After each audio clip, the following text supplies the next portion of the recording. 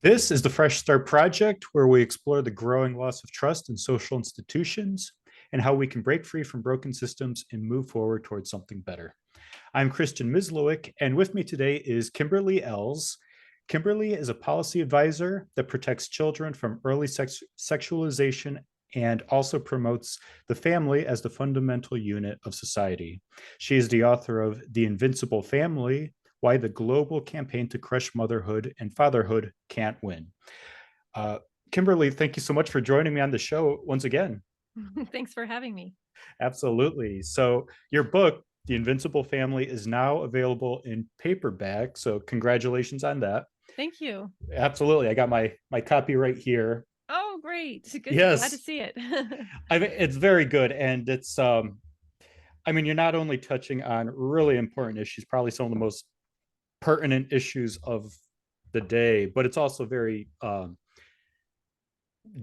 deeply worded, very moving at times. And I'm just really grateful for you putting to words all of these Thank you. concepts. Thank you.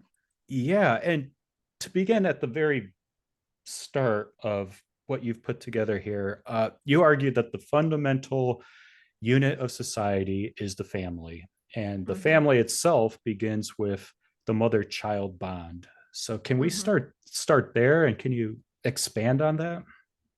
Yeah, at first blush, we might say that the individual is the building block of society, and there can be an argument made for that. But the fact is, if a baby is simply born to no one, Mm-hmm.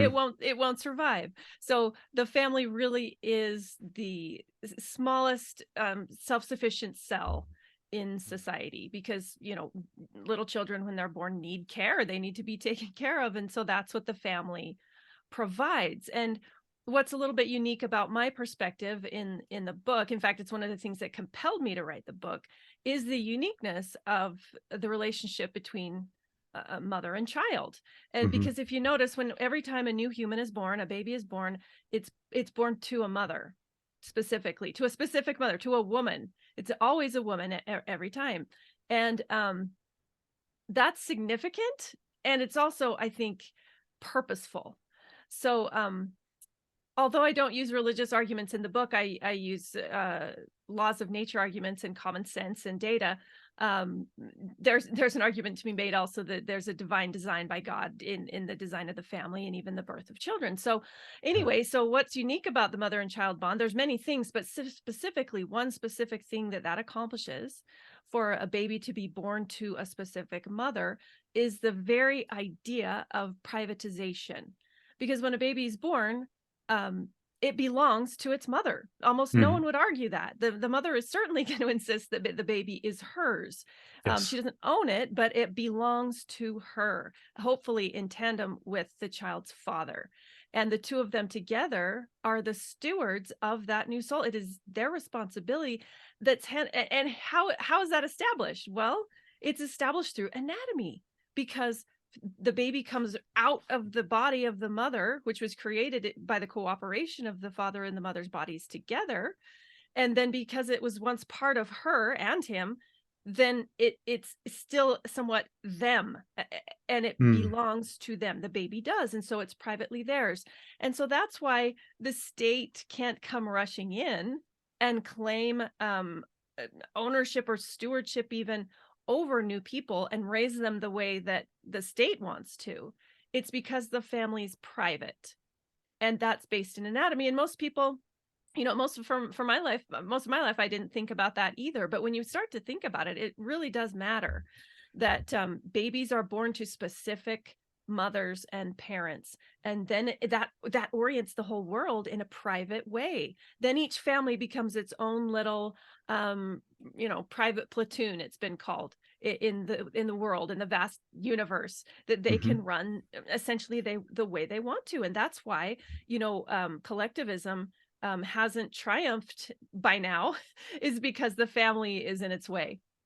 There's a great quote that from the book. It goes something like, "Motherhood is the force that keeps society privately oriented rather than publicly regulated."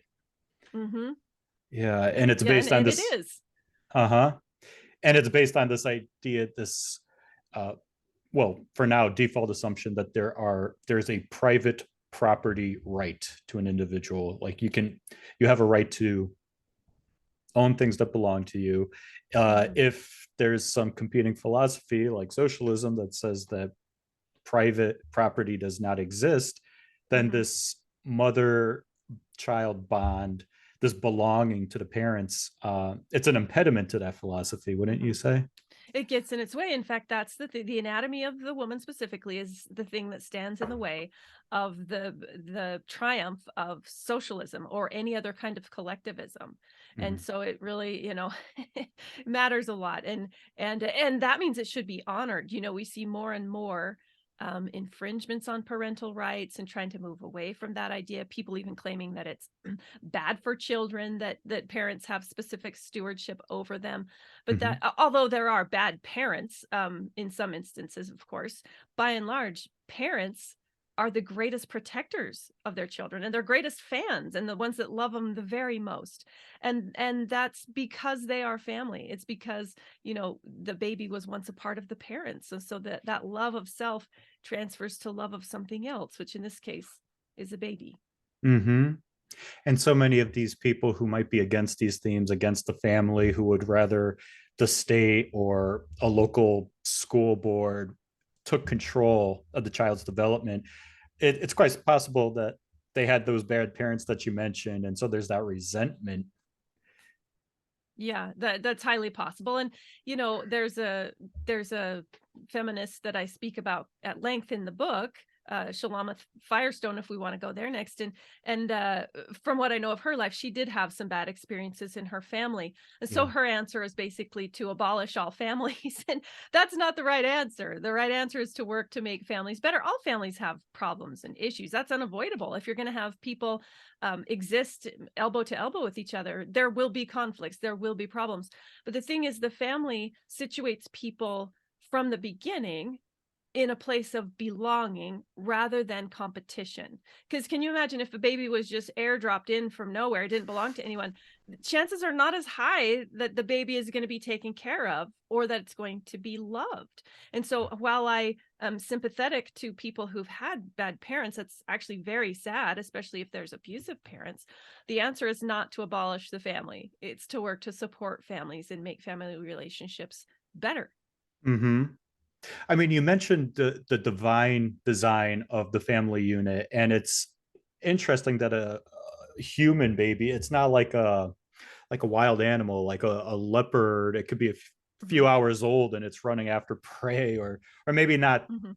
that young, but they're able to walk around. They're able to make Mhm. decisions, and that's pretty universal across the animal kingdom. But for humans, we require like years of this support from Mhm. caregivers.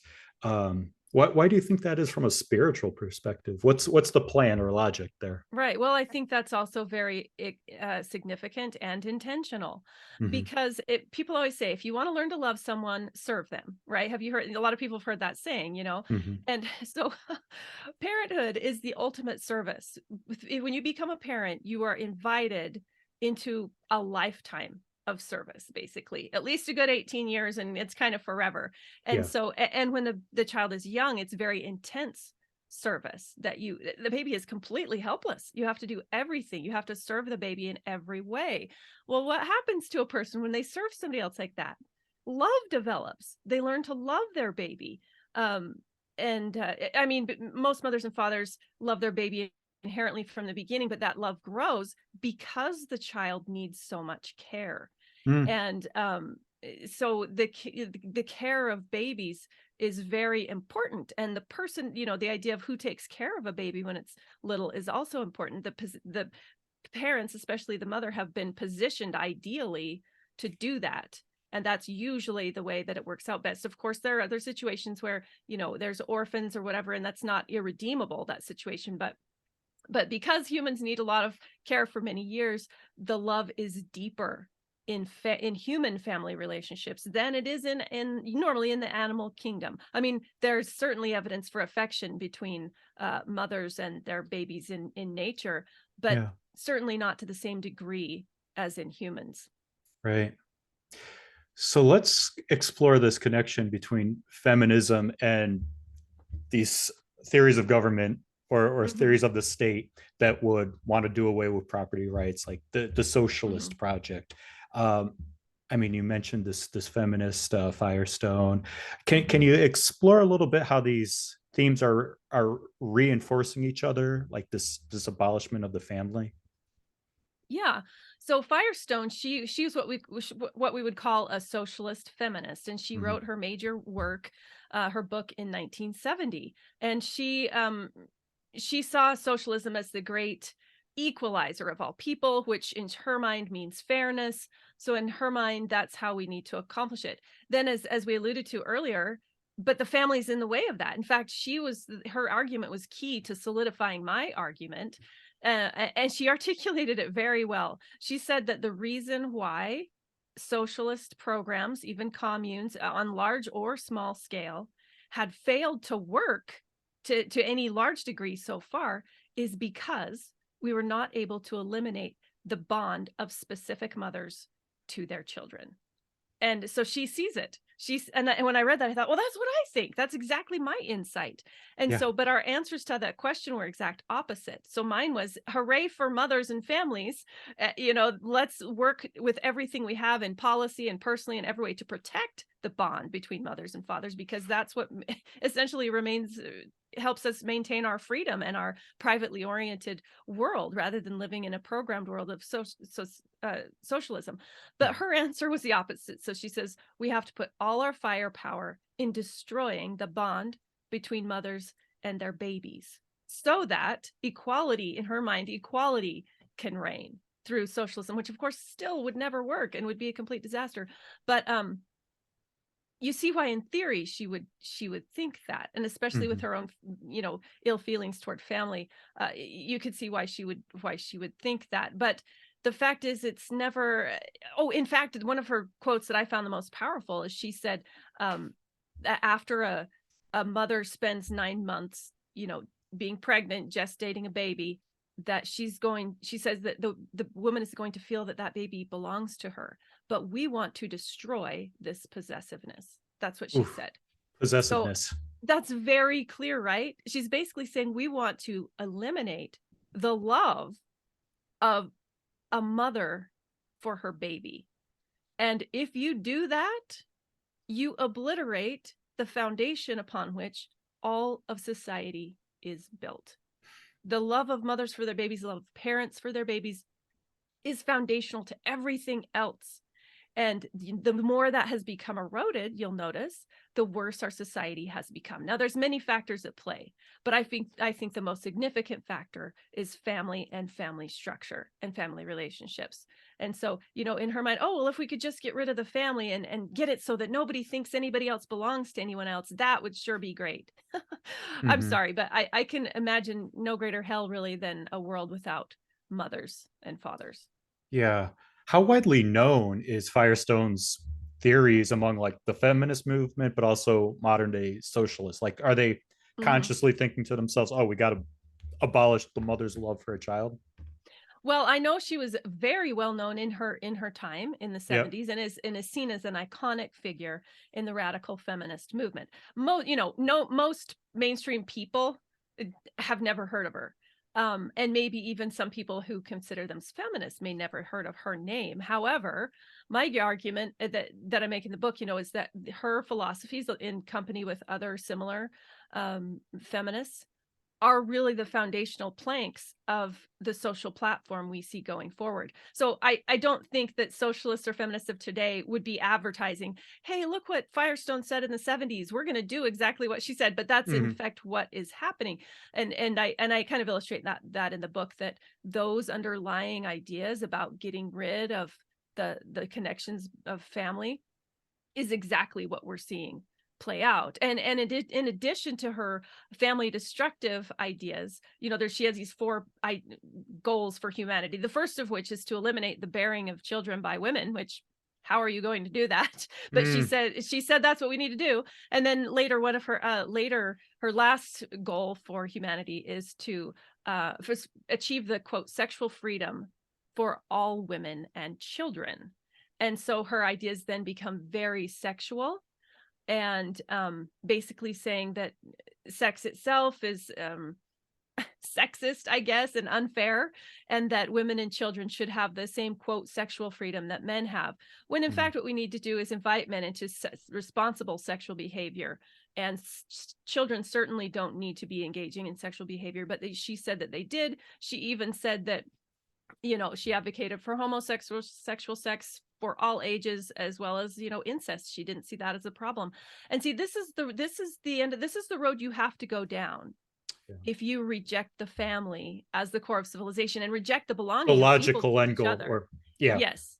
Yes. And so that's when we see, in society now, we see all these sexual things coming in through the schools and elsewhere and through the culture to sexualize our kids. Well, it's all part of the same goal, as clearly outlined by Firestone. right. So let's get into some of these social movements that attempt to replace the power that mothers have over children, or not power, Mhm. that belongingness, that little platoon that you mentioned. So in your book, you say that the social movements either have to remove the mother or get her to step down voluntarily. So how is Mhm. this being done today? Well, many different ways. Some ways that are quite obvious.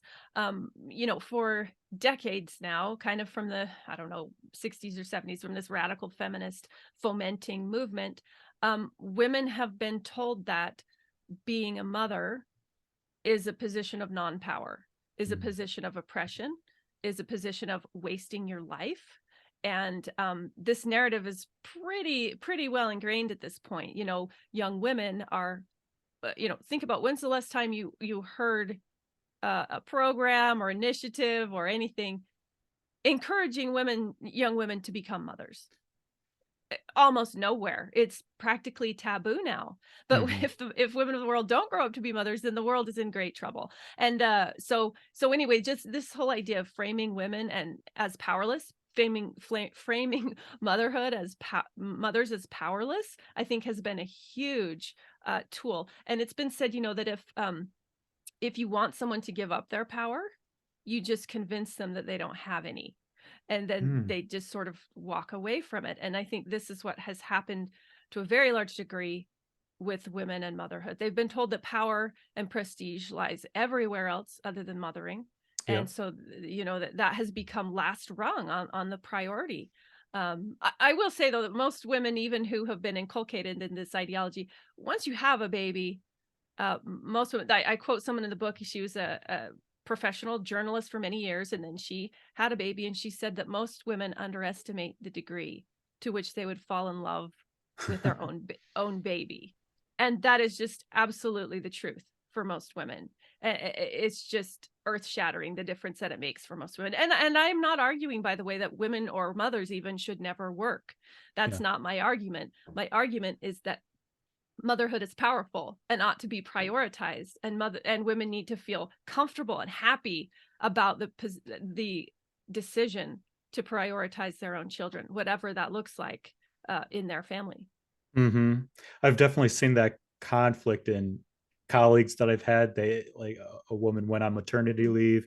She came back just to visit. She wasn't returning to work full time Mhm. yet.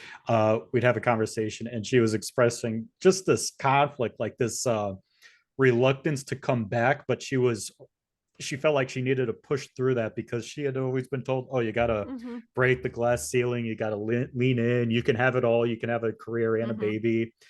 And it was just so clear that she wanted to be home with the baby, and Yeah. she regarded it like a failure to her feminist ideals to want that. Right. And we've kind of set women up for that kind of conflict in their minds. And, each Uh-huh. woman can work that out how she wants with her family. But yeah, we've set women up for that, and it's unfortunate. And it seems like a final choice. Like, women are told you can either have the career path or the motherhood, and never the twain shall meet. Well, in this day and age, there's a lot of collaborative ways you can do it, even to some degree. At the same time, you cannot, I don't believe, successfully work full time and invest the way that you probably want to as a mother full time, especially when your babies are very small. Hmm. They need constant care, as we've talked about. So, but being a mom of young kids, I have 5 children. Most of them, 4 of them are older now in college, and then I have like a little caboose baby who's 6. But so I've been around the block enough times to understand that life is longer. Life is longer than just a few years while your kids are little. And Mhm. yes, that requires a huge amount of sacrifice in every way. Uh, and but that doesn't it also doesn't last forever. And so life is long after that. Women aren't having to make some forever choice that they'll never be engaged in the public sphere again.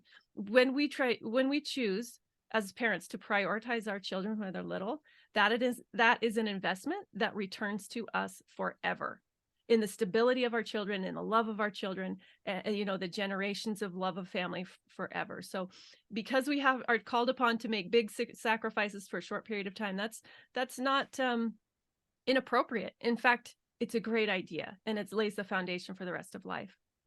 Mhm. Yeah. And it was around the 50s and 60s that it was post World War II when it became the norm for women to enter the workplace. And Mhm. probably within like a few couple decades, last 30, 40 years, it's been the norm. That's about right, correct?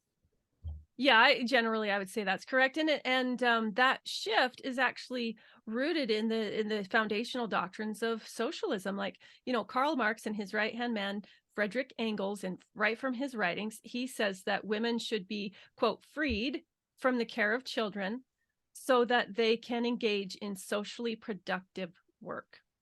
Mhm. So what does that imply?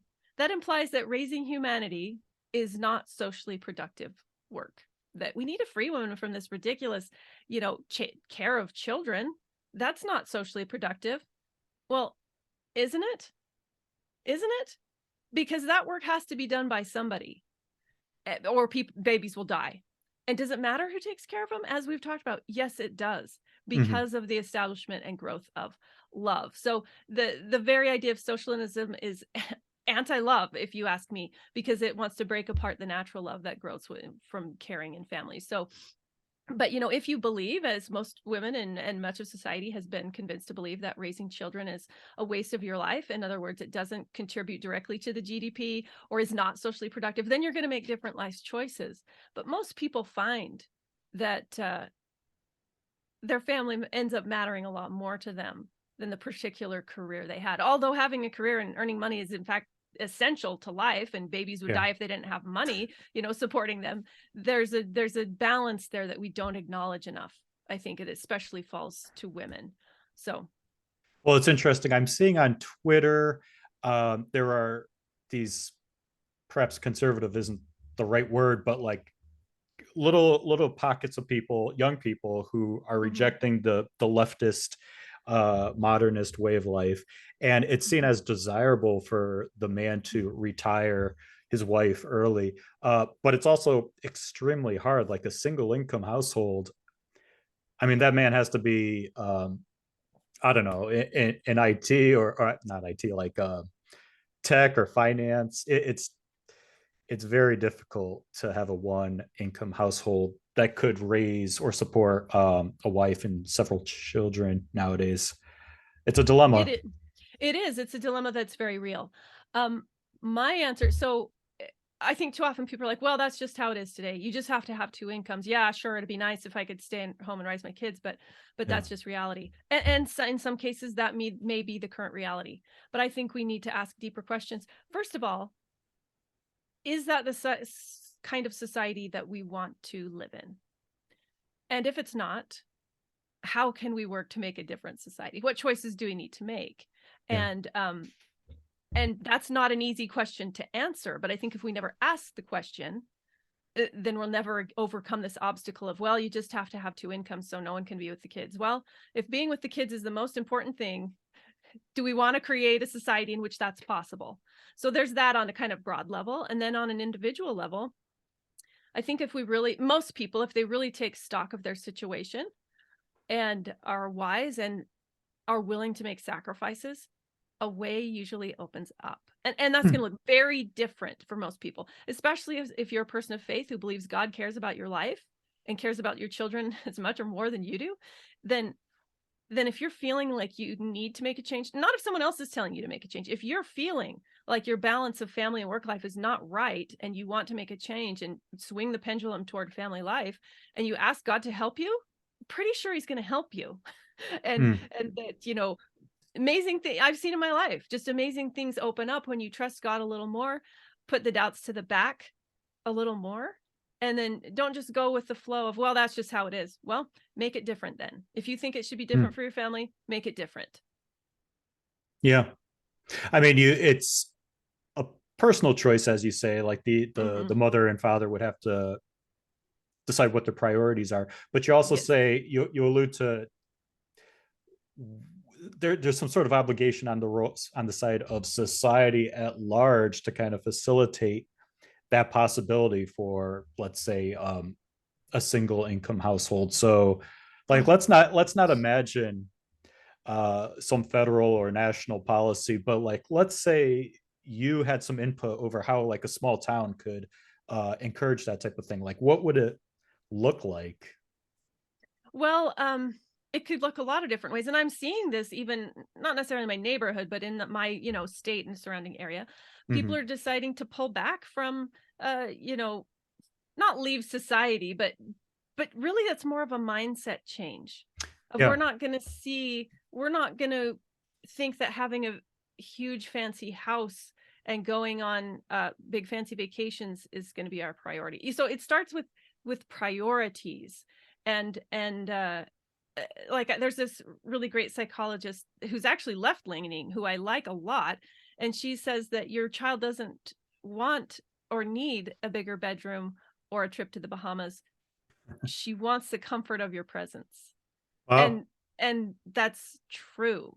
And I rarely quote Jesse Jackson, but he said a similar thing. He said your children don't need presence, they Hmm. need your presence.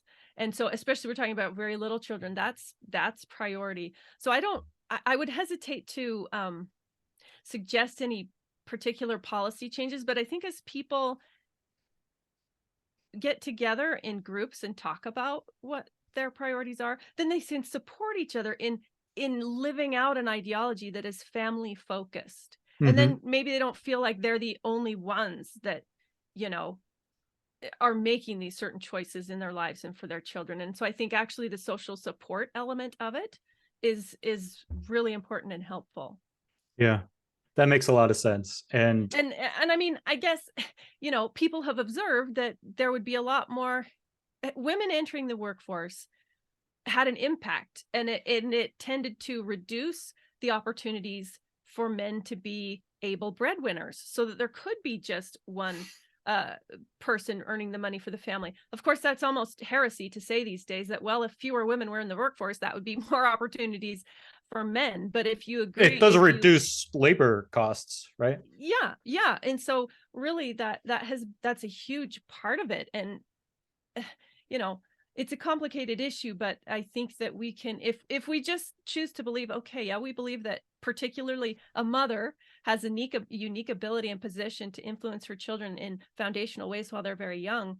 Mhm. um, that most likely means that she'll need to be spending more time where her children are, which is in the home. That's not to say that she can't, she's incapable of working outside the home. The fact is, she's uniquely gifted to raise her own children. Why is that a bad thing? Why has that become a bad thing? That is a Right. gift that women have.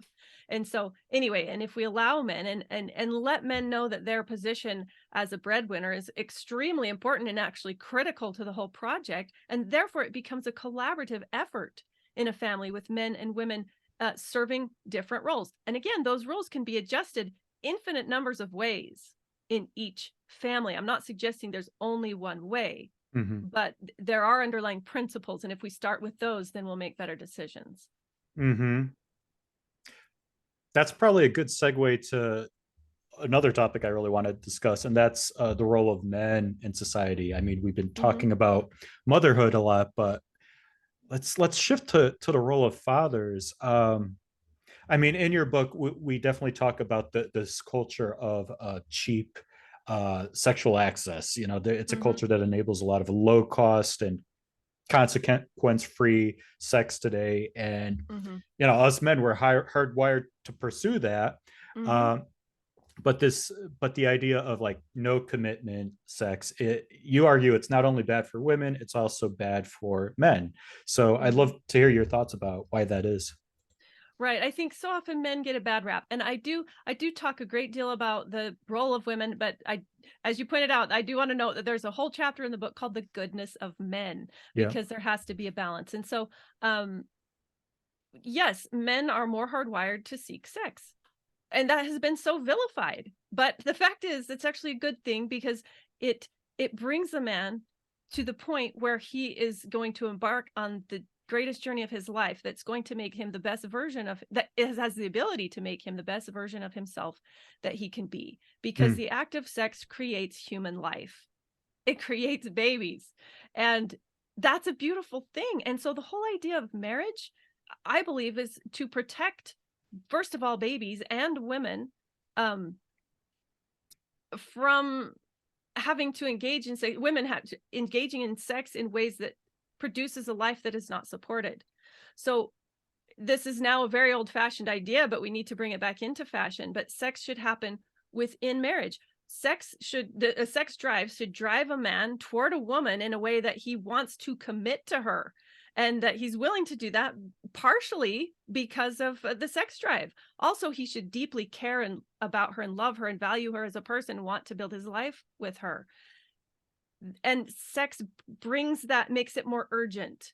And so then if we as a society have an expectation that has been an expectation through many cultures and through a lot of the history of the world, that you marry first before you do that, then that is protective of everybody. And then we don't have children who are born to in unstable circumstances. The question of abortion goes way down, and it lets men experience fatherhood and to know their progeny, know the children that they produce in just unfettered, wild sexual climate. How are you going to know who the father is?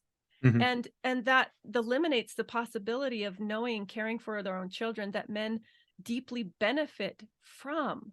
And then most decent men, after they've produced a life, they actually want to provide for the necessities of life, for the Yeah. people that they have created, for their children, and for their wife. And that is noble. That is good. And then thereafter, sex is one of the things that keeps men around. And that's also not a bad thing, so if sex is a real drive, real biological drive for men, which it is, um and it can be misused, obviously, but it also, if that can only be fulfilled through one woman, through the man's wife, then that tends to keep him close to his wife and wanting to please her, wanting to be close to her, wanting to make sure things are good there, so that, they have a good sexual relationship. And so sex not only brings people together, but it helps to bring them together. Now, there's a lot of ways that can go wrong. And if Mhm. people are become too focused on sex, of course, things go very badly wrong. But if it's kept within the appropriate bounds, it can be a great blessing and a great stabilizer of families and society. And none of this is taught in this culture unless you're in a perhaps like a religious community or Right. This yeah. has left our cultural conversation, and it needs to be there. It needs to come Mhm. back. But it's interesting because so few people like outside of you are talking about how a man has to embark on this role of self-improvement, really becoming the Hmm. best version of himself in order to become a father. I would Hmm. say that that's an essential point of being a father. I mean, to become a father, to become a husband, you have to be selected by a woman who has presumably other Hmm. options, perhaps other quality men out there that you'd have to compete with. So that's an incentive Hmm. to become the best version of yourself. Right. And I think that young men like my generation, perhaps like this current generation, um, unless they're fortunate enough to hear this from somebody who's having the type of mindset that we have, they're just not Hmm. getting that. It's so absent from the cultural dialogue. It is absent, and it's such a disservice, and Yeah. it sets young men down a path of their own self-destruction, really, and a whole lot of sadness for women and girls as well. Mm-hmm. It sets them on the path of self-destruction, like you said, and it's also probably the reason why the stereotypical immature man is so prevalent today. I mean, this idea that men are adrift or immature or self-centered or just seeking comfort and entertainment Mm-hmm. over, you know, seeking those things instead of pursuing difficult tasks or accomplishing great Mm-hmm. deeds, you know, Mm-hmm. like men of history or the great men of history you'd want to read about. Uh, but I mean, in our defense, there are enormous distractions just so Mm-hmm. readily available, so it's a very difficult life for or a difficult society unless you're willing as a man to take deliberate steps to stay disciplined to pursue the straight and narrow path. Mm-hmm. um, and I think conversations like this are the only places where young men are going to even have this, like, be inspired to even pursue a more rigorous life. Right. And thank goodness Jordan Peterson is talking about these things. This is a Yeah. theme for him, and a lot of people are listening, and a lot of men's and therefore women's and therefore society's lives have been improved because he does address this. Mm-hmm. But we need to embrace it as a whole. And yeah, com- committing, if sex is really key, because if a man can just get sex without committing, why would he commit? Why Yep. would he commit? You know? And non-commitment is not particularly an admirable trait. The ability to commit, to follow through on whatever commitments you make, is really important, especially when lives are on the line, which is in the case with sex, which is the case within marriage and families. Yeah. Yeah. It's funny because when you mentioned what people could do to reconfigure their priorities in life, for example, if they wanted to have a household where the father is the sole provider and the mother is Mm-hmm. staying at home, there's a deliberate withdrawal from society, Mm-hmm. and not necessarily going on a homestead and raising your own food, but it's Mm-hmm. perhaps like stepping away from this keeping up with the Joneses. You're not going on Mm-hmm. vacation to the Bahamas. You're saving money because you want to have that single income household. I think my recommendation to young guys, my fellow men around my same Mm-hmm. age group, I mean, I'm mid to late 30s, but I think a lot of guys are in similar boats. um, Mm-hmm. there's this withdrawal you need to do from what is typical in modernity. Mm-hmm. um, so many impediments to that self-improvement mindset, to seeking a substantive relationship, and eventually committing to marriage. Mm-hmm. And that's the thing, like the alternative we're talking about is it seems kind of daunting, like withdrawing from some of these social ideologies and whatever, but the result is so much better and so much happier. Like Yeah. most people who are honest with themselves, who get past some of these stages of life, realize, okay, there's a certain emptiness. I'm not, Yeah. having all these sexual partners, I'm never fulfilled. It's never this never ending search that I'm really not happy. And not to say that family life is continually blissfully happy, but there's a level of stability and deep happiness that Hmm. you can experience there that really is difficult to produce in any other way. So really, we talk about the sacrifice of withdrawing, whatever, but the result is better. Yeah. Yeah. And it's just so sad that like the modern culture doesn't facilitate this. Yeah. Even in the media, like we were discussing earlier, this feminist writer, Firestone. What's her first name? Mm-hmm. Shulamith. Shulamith Firestone. Mm-hmm. And her attack on the family, because that's the only way that we can get into some sort of socialist Mm-hmm. utopia. Mm-hmm. And you see that the art or in Hollywood, it's all promoting a kind of dismal vision of what family life is. Mm-hmm.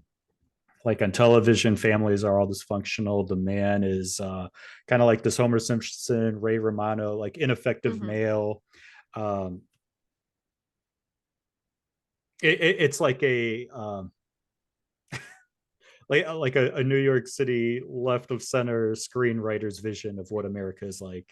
Yeah. Right. And people, that cultural influences are really powerful. And so now a lot of people are growing up with that vision of what a family is or even should be. And, Yeah. who would want that? Who would want to be the buffoon in the house who's made fun of all the time, which is how men are so often portrayed, when really they have the ability to be strong, capable leaders and gentle leaders, and, in their homes and in their careers, and just to convince men that the greatest thing that they have to look forward to if they get married is just to be a doofus.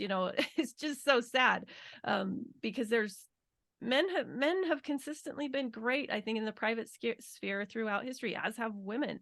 And it's unfortunate when we buy into the false sort of stereotypes. Hmm. Um, there's a Bible verse about a wives submitting to their husbands, and I know Mhm. like the Margaret Atwood types can make much to do about this, about how this creates a misogynistic society, and I think like even on in like traditional subcultures that it's kind of a misunderstood quote. Like, what is your understanding of how like a family should be structured, or Mhm. what type of hierarchy is ideal? Right. Well, I mean, obviously, I can, even myself, I can see why that quote, even biblically, would be offensive to some women. We've come so far from that. We're like, what? Submit to your husband? Yeah. But one way to think about it, because, and I'm not even suggesting we women just become obedient slaves to their husband. That's the farthest thing from what I'm saying. I think that men and women need to work cooperatively as equal partners in their marriages. However, one way to understand that quote would be for women to allow their husbands to take care of them, to Mhm. provide for their physical needs while they spend a period of their life, which is not forever, caring and for nurturing their young children, because that's what's best for the children. And so if you submit in the sense that you allow your husband to fulfill a role that provides for you, I hope a lot more women would be comfortable with that. Some women, of course, still would not. Um, but the fact is, it's helpful if there's a man. If a woman has a baby, it's extremely helpful to have a man there supportive of that situation. So let Right. the men do that. Hmm. And hopefully the man is reliable, dependable. He's a good provider. Otherwise, he wouldn't Right, be right. worthy of that, Of marrying him. submission. Right. Yeah. Yeah. Yeah. So obviously people need to be very careful in who they choose to marry, but Yeah. and even if you do your best, it doesn't always go perfectly. Again, that's not what I'm indicating.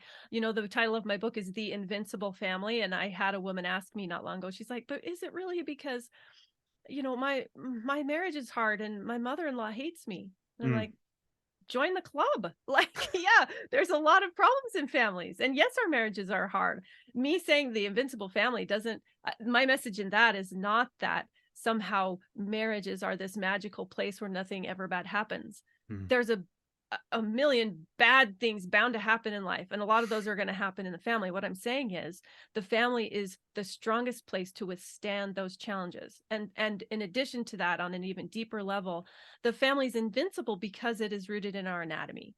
So even if a particular family, as sad as that may be, crumbles, new families are always being formed because man and woman come together through sexual union, hopefully through marriage, and mothers and fathers just keep happening. Through the brilliant design of anatomy, the family will keep rising again forever. It's the thing that can't be broken, really. I mean, unless you stop reproduction entirely, and that means the end of the human race.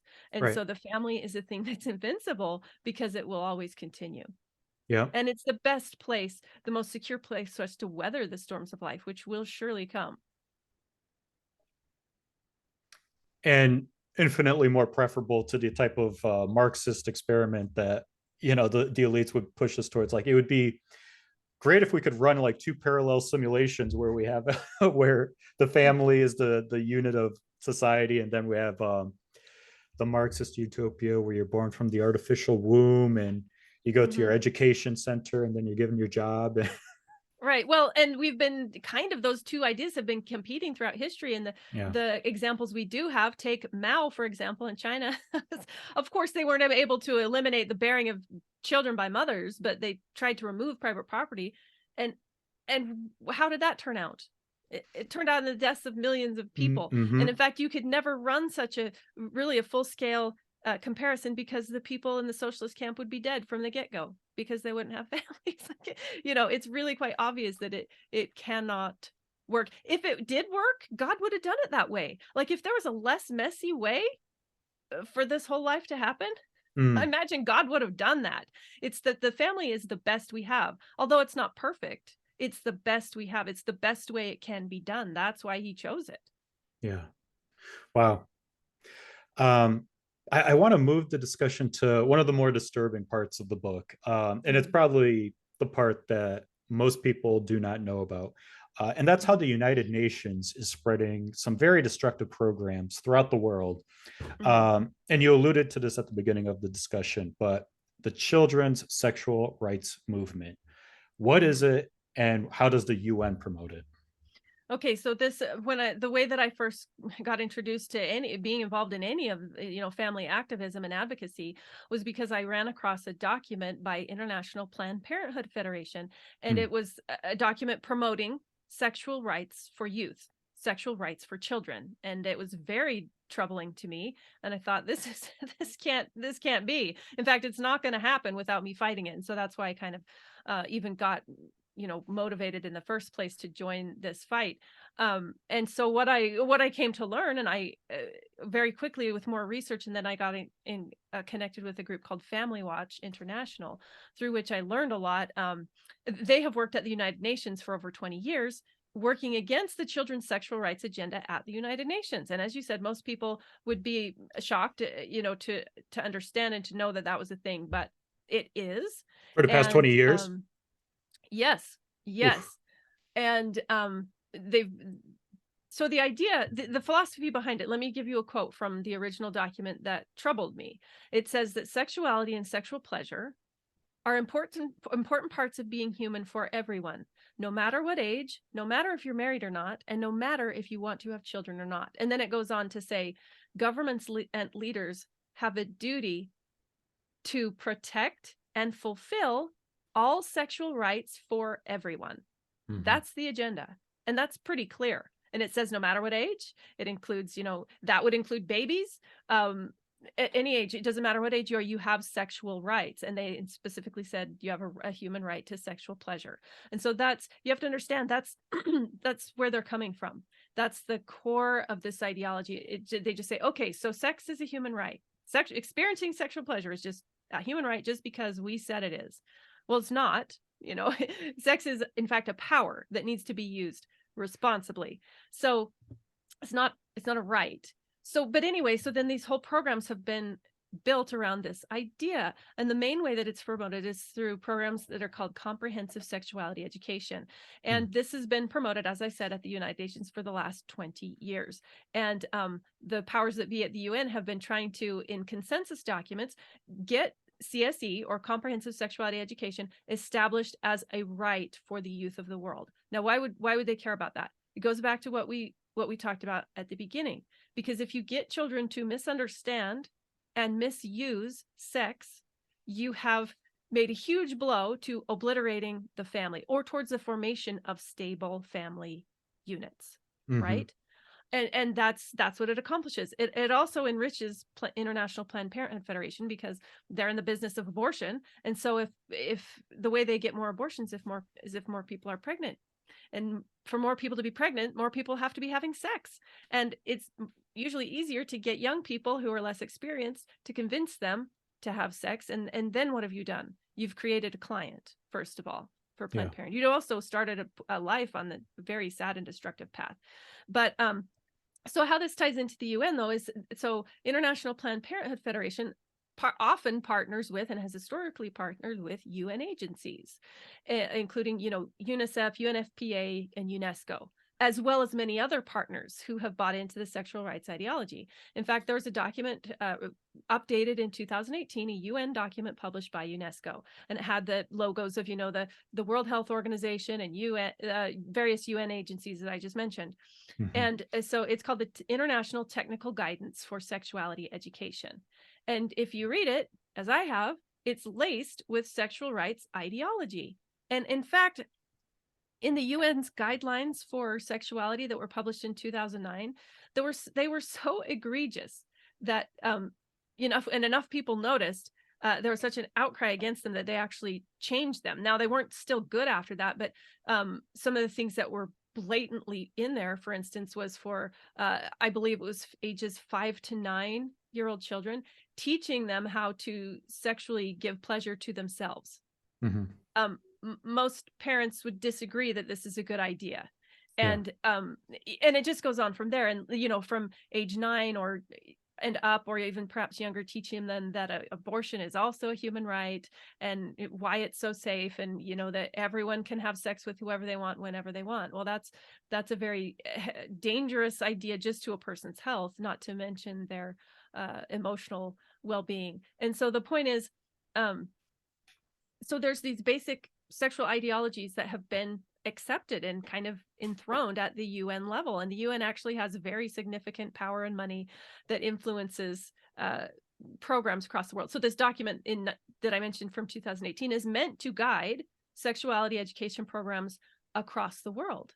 It's meant to influence them and make it seem like this is the official thing that you need to be doing, even though it's not. The UN has no actual political power because they're unelected, but they've taken it upon themselves, particularly UNESCO, which is the arm of the UN, which has put itself over, education for the world. So I explained in the book kind of in great detail how those things make it from the UN down to the local level. But in the place to begin is just to understand that those things are there, and that they are making their way down. And how did they get there? Well, the Shulamith Firestones and the Frederick Engelses of the world, they're the people who believe those socialistic and feministic philosophies that are deeply anti-family. They essentially couldn't get a lot of grassroots traction, and they have taken their ideas to the top, to the United Nations. And then if you convince, the talking heads there that these things are such a great idea, then you actually have a lot of power over influencing the culture in the world, which, as we've said, directly influences the choices, especially the family forming choices that people make. So that's the puzzle piece that I'm really fascinated by. Like, why would the global elites be more amenable to those types of ideologies than the public at large? Like, why the powers that be Well, at the UN? because the common person at grassroots level is a parent, and almost no parent is going to agree that you should teach 5-year-old children how to sexually stimulate themselves. Yeah. And most parents are protective of their children, realize that early sexualization is not good for children or teenagers. And so there would be an automatic rejection of those things. But you see, at the higher level, a global entity would be particularly interested in things that weaken the family, because if you have aims for global domination, basically, that you think that you're going to force through society, the things that you and the people at the top have deemed are best, one of the key things is going to be weakening the family. Because as we've said, the family is the core unit of society. That's where children are taught their first life lessons. And if the teachings in families are robust and supportive of family living at its core, then that's going to get in the way of their socialist plans. They want children to be believing what they want them to believe. So it's really problematic if every kid a kid around the dinner table is having conversations that are non-globalist. That teach a child individual responsibility and freedom and morality, all these things, because the global elites, such as those at the United Nations, want their ideas to be taught around the dinner table, or there to not even be a dinner table, that a family's sitting around, really, that at school they'll learn what the UN wants them to learn. Yeah. And then somehow magically we're going to enact global socialism, and everyone is going to be equal and happy. It's a ridiculous plan that isn't going to work, but in the meantime it's going to do a lot of damage, and already has. So although it seems odd that people at the top would accept this, it really makes a great deal of logical sense, because if you want to dominate the world, you have to shut down the family. Yeah. No, it makes perfect sense to me. I know that for some people it might seem like a hard pill to swallow, to think that Mhm. there are these elites that are conniving to dominate the Well, world. it was for me too. It was quite Yeah, troubling for me because we want to believe the best of other people, and we sure. want to think, well, of course, rational people wouldn't teach those sexual things to children. Well, unfortunately, I'm here to tell you and testify, because I've been to the UN for the past 10 years, that they definitely are. And now, even in the past few years, we see these things exploding in schools. Like, so many parents, over the Yeah. past few years have been like, "What? You're teaching what to my child? What's in the curriculum at my school?" Well, that's what my book explains, is that that's emanating in large part from the United Nations and its partners. Now, it's not that the UN, you're going to see the logo of the UN on your child's, homework or whatever, but they're very connected across the globe, have made all kinds of partnerships, which I outline in the book, um, that are very influential. And so, although the kind of the trail is brushed over, the footprints are brushed over, that they're Yeah. not obvious, they're most definitely there. And the money of the UN is pushing all these things forward, which is our money. All the nations of the world are paying into it, which is super unfortunate. We're paying to cut off our own feet, basically. Hmm. Now, is the trans ideology that has exploded in the past few years in classrooms and just among Mhm. young people in general in the West, is that a direct result of the UN funding these types of programs? Yes, they are a major player. Of course, they're not the only player, but um, several years ago, when I was at the UN, before it had become quite the issue of front and center, there was a definite push for trans ideology. And the main thing, and there's a chapter on this in the book, and I've written a couple of articles that outline it in a very clear fashion. Um, so at the UN for years, there's been different documents and programs that have referenced gender and gender equality, Mhm. um, not necessarily indicating that that means men and women, that it's referring to men and women as, physical classes of people. In some cases there has been that distinction, but where it hasn't been made, which is in many many places, then you see that opens the door. So now, whether it's been well planned by some or whether they're now just taking advantage of the situation, it's probably both. Mhm. Now the claim is that every time that the word gender has been used in the past, that it actually means gender identity. So not men and women, but really whether someone feels that they are a man or a woman, which upends everything, because the documents that were meant to provide protections for women are now being flipped on their heads to say that whoever says they're a woman is one, and therefore it makes protections for real women meaningless. And Yeah. again, I wrote an article, about how the core of the trans ideology is family destructive. Now, I don't mean that the individual trans teenager, his or her goal is to set out to abolish the family, but that is the deeper goal. And transgenderism and the ideology behind it accomplishes this in a really efficient and chilling way, because Yeah.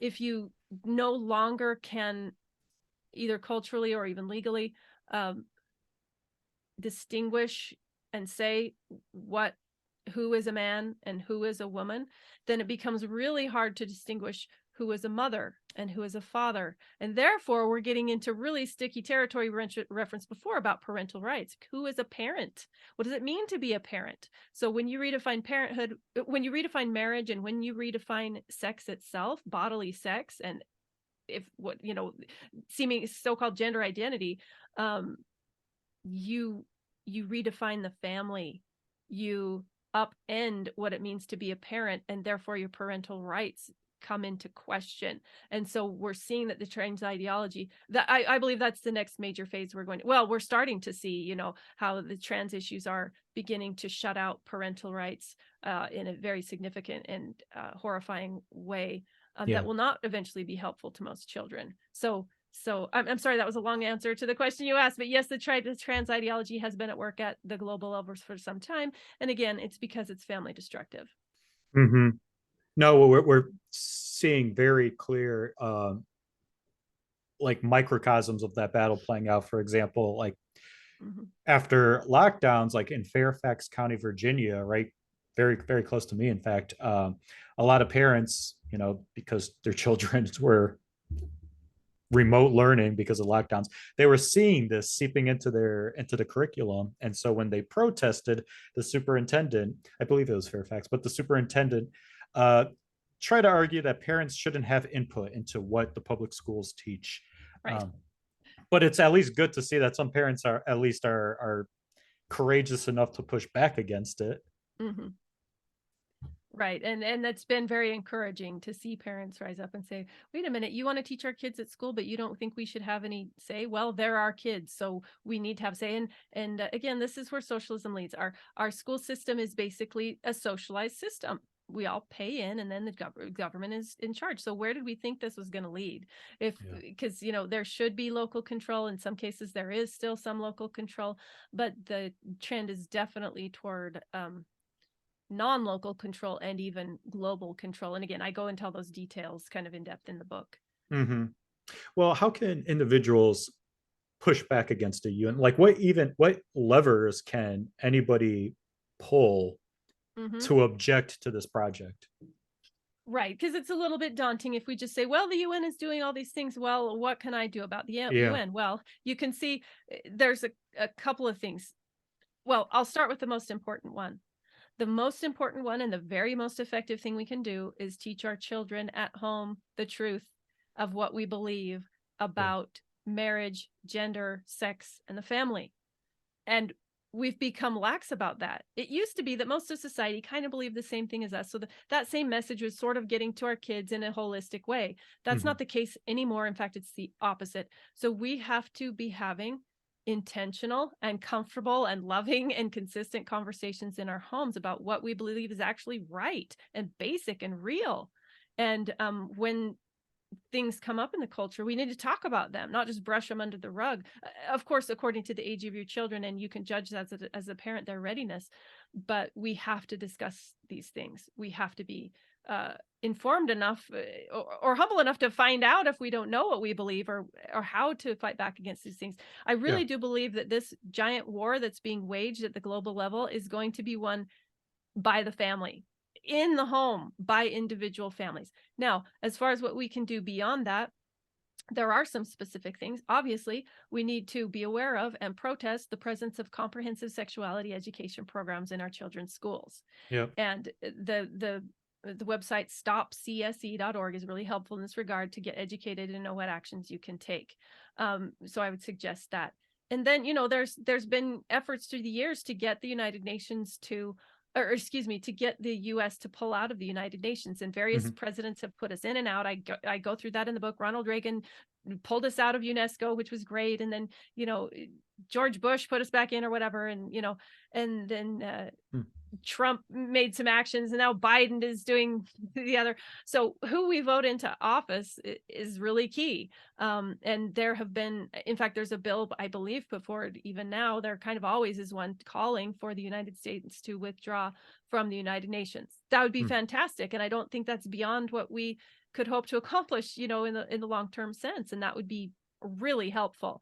But just beyond that, being vigilant at the local and school level, and also being willing to consider other school options. If we know that our where we live has been severely infected by ideologies that we don't espouse as a family, and that our children are being spoon-fed that all day, we need to be willing to look at other educational options for our kids. And again, I don't mean to say that we all need to homeschool or that's the only answer, but what I'm saying is, if you're concerned about your kids, figure out what the answer is for your family, for your kids. Maybe it is homeschooling. Maybe it's not. Maybe it's something else.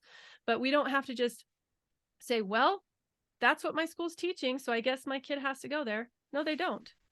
But if they do, even if someone is in such a situation where they do, I hope people read chapter 22 of my book, which shows how the people of Hungary, who were overtaken by communist forces and their schools essentially became communist indoctrination centers, that they fought back at home every night.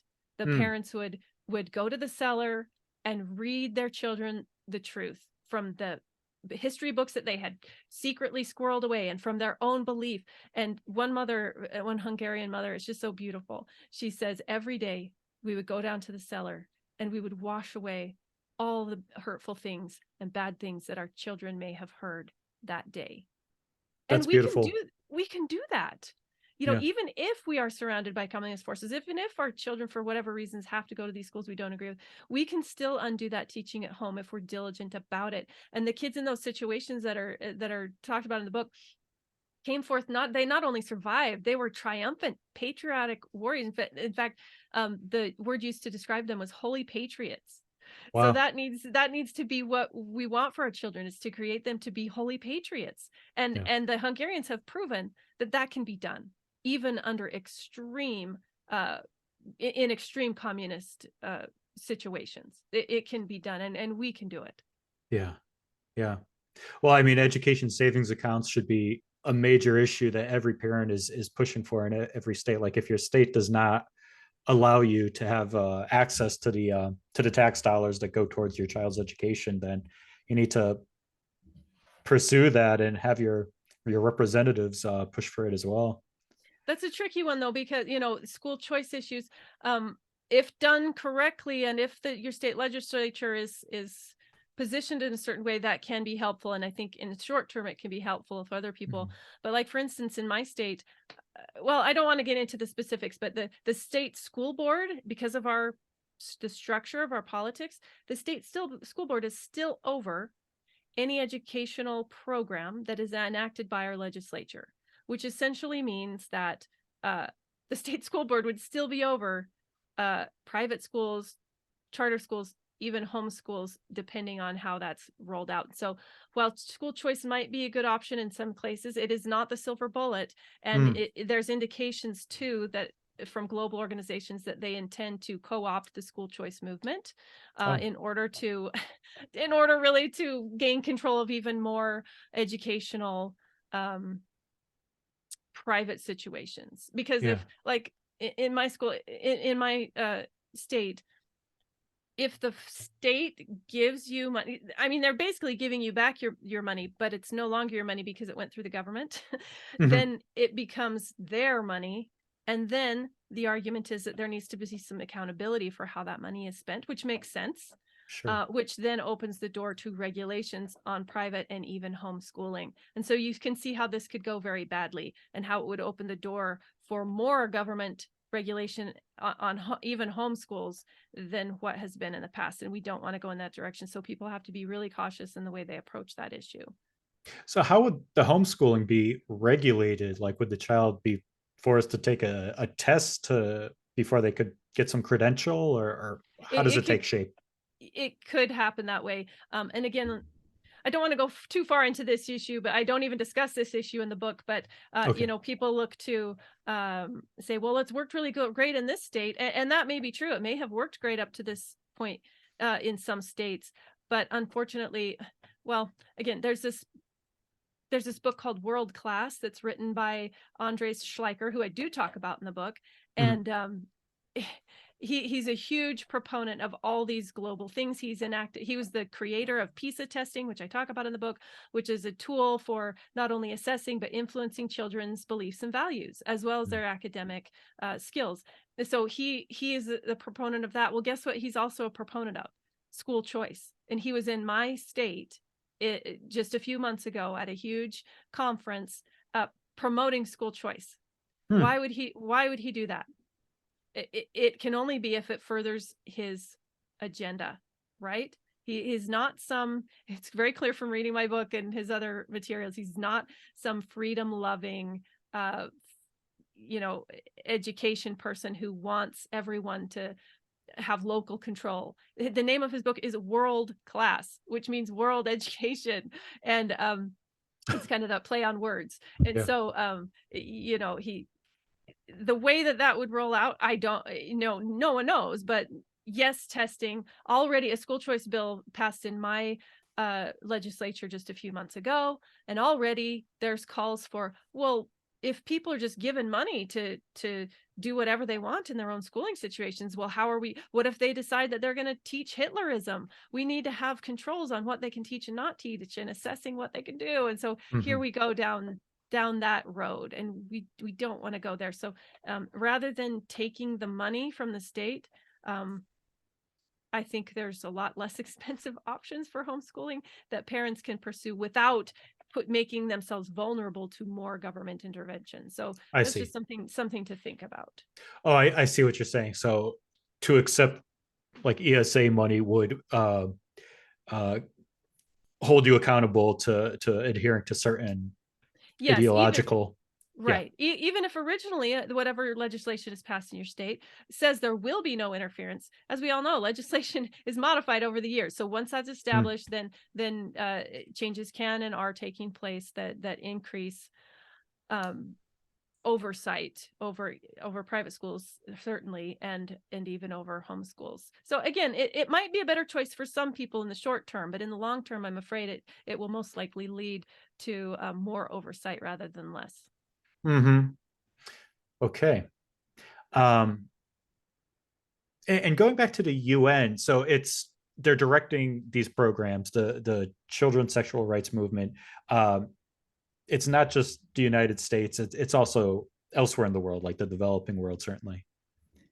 Where what do you mean, like that they're being influenced? Yeah, like spreading the comprehensive Oh, sexuality yes, yes. education. Absolutely. In fact, one of the major places that they're targeting is the developing nations, especially nations in Africa. And so, what Family Watch International that I have been affiliated with is that's one of their main areas of focus is helping the leaders of nations and other legislators and so forth in African countries see through this agenda because it's usually tied to aid, which is very coercive. Right.